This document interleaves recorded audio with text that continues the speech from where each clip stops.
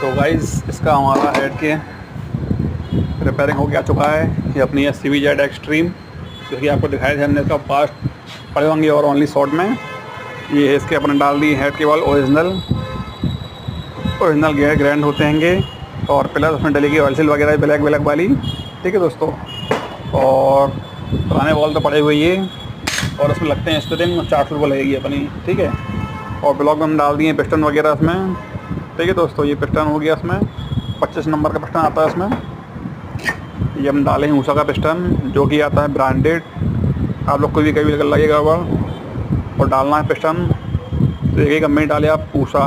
ठीक है guys, Usha company दमदार आती हैगी, अच्छी भी आती हैगी। ठीक है दोस्तों, आप लोग चैनल पर नए हो तो सब्सक्राइब कर लो, ताकि हमारे हर आने वाली वीडियो की अपडेट आपको मिल सके। ठीक है दोस्तों, अच्छी वीडियो लगे तो शेयर ज़रूर करना। Thanks for watching.